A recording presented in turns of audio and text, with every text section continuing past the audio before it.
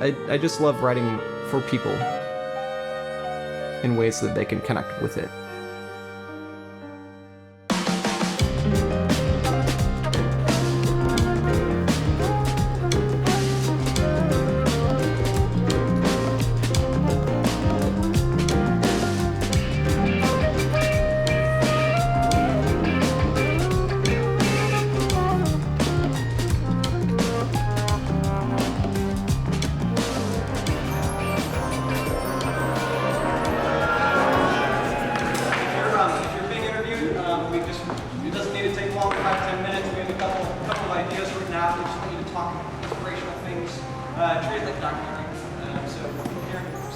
Phones on vibrate. We don't want to sync them out of the pockets. It's going to be pretty quick.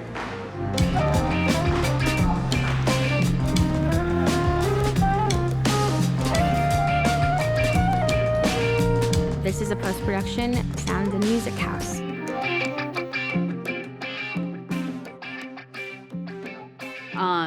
Wait, what was the question?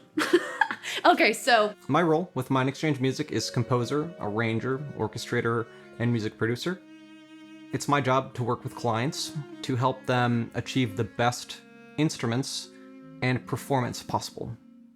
I design the music, we'll edit the sheet music, we'll analyze the video psychological traits, any inflection that is necessary, and we'll apply that to emotional context through instruments as it applies to whatever project we're working on. We all know exactly, working as a team, it's a beautiful, finished, cohesive piece, as opposed to a bunch of teams out of touch with each other or not in the same space. It feels so much more cohesive and collaborative. The filmmakers that right now we really love working with. We really love working with independent and new filmmakers because everything is a new frontier, everything is an adventure for them. They have such important stories to tell. They are what makes cinema and indeed music fascinating to me. I am Miss Glitch.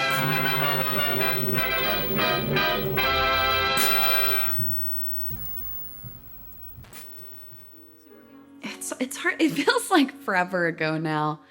I know we were in a place where we were trying to think about the women that I was working with in Philadelphia. We were trying to figure out, like, okay, what are we going to make now?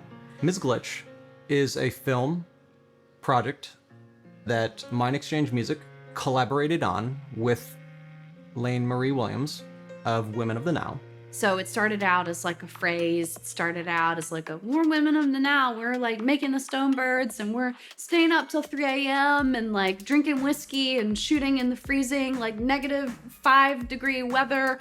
But we're doing it because we care about like the stories we're telling, and we're women of the now. I reached out to her because we were producing a live show with an orchestra and a rock band and featuring all these singers, and we'd rented a really amazing venue, and we wanted to find a way to bring in more and to create more community. So we wanted to bring in more people. I remember exactly the moment when I listened to his voicemail. Our music supervisor, Cait, was really interested in working with Layne. So I gave her a call and just said, hey, we're producing this show. It would be really cool if you were willing to maybe throw a couple of videos our way. We wanted to do something brand new. I saw I had a missed call from a number I didn't recognize and had a voicemail from him, sort of explaining what exactly it was going to be. And I remember walking home and listening to it and feeling excited by the idea, very interested. And calling him back immediately and just asking for more details and saying, yeah, this sounds great. This is exactly what I needed today, actually, was to hear about this kind of a collaboration that involves a live orchestra. Yes, I'm down for that. She sent over 3 films to Cait and I. We examined each one, and she was like, I would love to do this one. I was like, cool. In feminism, there's so much contending with damages and losses, what's been wrongfully taken from you. That seems to be an ongoing theme in all of Layne Marie's work that I really identify with. Cait and I went and we talked to her about it. And it was really awesome to step inside of her brain. She was really wonderful about sharing her original intention with it. One of my best friends, Tess Kunick, who was a part of this theatrical ensemble that does a lot of devised work called Plant Me Here. They're still very much in existence. They do a lot of really brilliant work. We're interested in us doing like a sort of like an install piece for them, like based on the work and the poetry that they were already using. They gave us structure for how to go about reconstructing audio and music, stripping of it altogether. We took all the audio and all the music away from the film and just started from scratch. It was very much based on the narrative. So like they would say, well, this scene, we need a jazz song, 1940s. It needs to be a male vocalist, needs to be addressing evil in some way. So I saw it as an opportunity. I've always been a huge fan of the 1950s radio shows. What I wanted to do was to try to achieve a live performance situation that paid tribute to this radio style. Cait found song samples that were just lovely performances, which were perfect. They were exactly what we were looking for, and she just killed it. So we put them in, and I constructed music around them, sometimes collaborating with the licensed music. In reinterpreting it, was very open-minded about us interpreting it however we wanted. But I was like, man, like, what if it's about a 1950s female superhero? What a cool idea. Because what if the whole story is about one of her adventures, which is why she called it The Adventures of Ms. Glitch. So I thought it was directly applicable. And to me, the adventure was the time she lost her child. She lost her mind. And how the loss of her child affected her and made her like fall apart really bad. Mentally, physically, and it challenged reality in what she's interpreting, what she's understanding, what she's experiencing. So it was really important to try to pay tribute to that because as a composer, it's my job to try to go inside of her brain in those moments to try to figure out like, why is she falling apart? And what would cause her to do that? So naturally, I've been hearing about how abusive men are, and I wanted to acknowledge that. And so to me, that became an important plot point in reinterpreting the film and the audio direction forward in general is how do we acknowledge that not only did she lose her daughter, but she lost her daughter to a man whom she fell in love with, who ended up being a super villain. So to me, it was like a perfect blend of like sci-fi and fiction and fantasy and thriller and horror and stylistic authenticity, and we got to do it using a wide range of styles, and it was just such a treat to work on. Oh God, no. This can't be happening to me. Did I forget you? I mean, I was just really intrigued. I was just like very intrigued by the idea of like having visuals with like, you know, people playing live music to it. That's something I've actually always wanted to do and have thought about in the past and come close to it. I think there's something so like raw and beautiful about, you know, a musician actually taking an instrument and creating.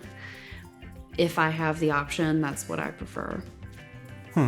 Why did we use a real orchestra? Well, first of all, we had access to one, and we'd been working with them for a long time, so it was really important for us to do what we could to collaborate with them and to work with them. So we brought in an orchestra, and we designed the music around the abilities of the orchestra. We wanted it to have emotional value and meaning, and we recorded 41 different channels for that orchestra. Kelly did, and Zach, and it was mixed live. And it was so much harder than it usually is, but it's so worth it. The product is just superior. We were able to work with the Lake County Symphony Orchestra, who was conducted by Maestro Arden, and we were able to use all this cool technology to record it and to work with the orchestra to project the film.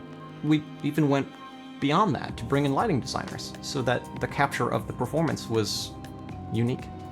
We ended up performing it live and recorded it with a rhythm section attached to it. Ironically, they weren't playing in a rock or a jazz style, they were just score, mood. Sometimes they were just there to play dissonance or to improvise and to create chaos in a very structured, controlled way. We were able to put her film up on the projector and to project it above the orchestra, and the musicians accompanied it. So it was a chance for Layne and us to work together in achieving a brand new interpretation of a film that she'd created.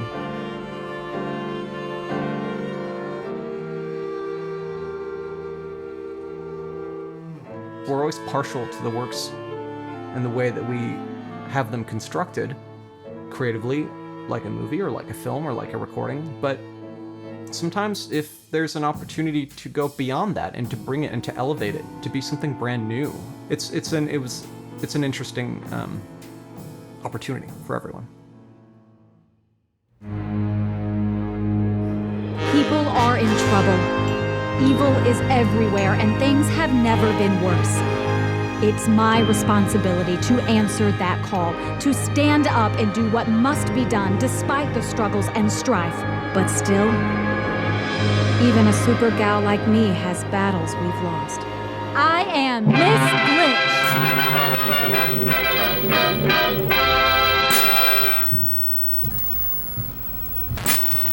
Super gals keep secrets. Mine was being a loving mother and wife. Now I'm a lonely widow to both.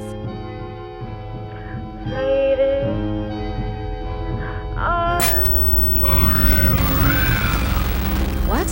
No, this can't be. It's impossible. He's dead. Weren't we just laughing? No. Oh God, no. This can't be happening to me. Did I forget you? You're dead. I fought you with everything I had. You took my daughter to hell with you, you horrible son of a bitch! Let's be glitches together.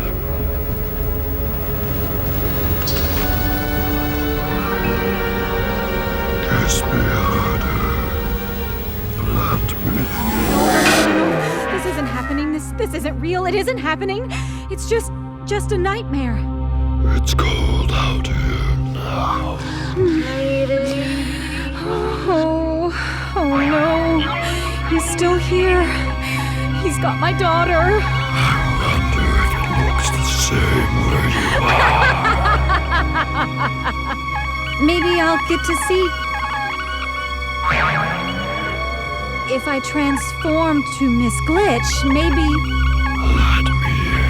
I'll get to see my daughter again. Here comes Miss Glitch.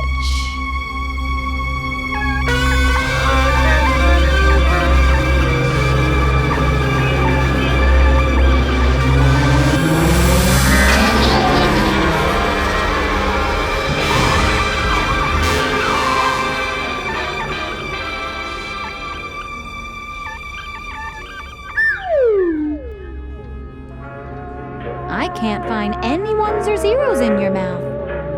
Here, baby. Aw, thank you, hubby. I love it. What? Who could that be?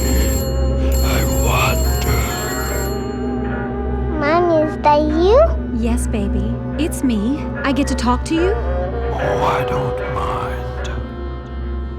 I miss you, Mommy. I miss you too, baby, so much.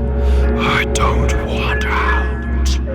Mommy, guess what? What, baby? I miss Daddy. Both of us stranded. I need your help. Baby, I'll do whatever he says. Anything to see you again. Are you real?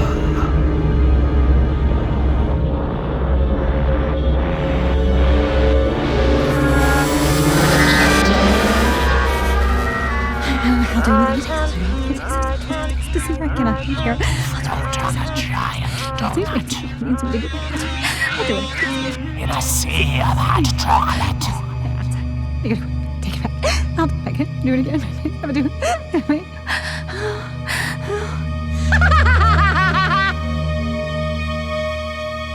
I'll do anything.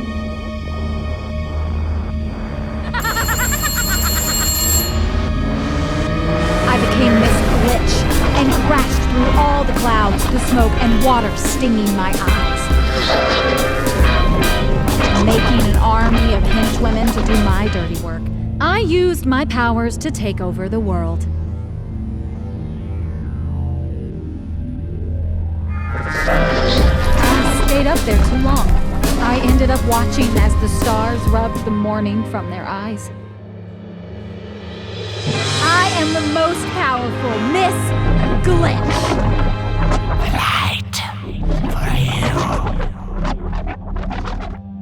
Biohazard? What's this? What does this mean?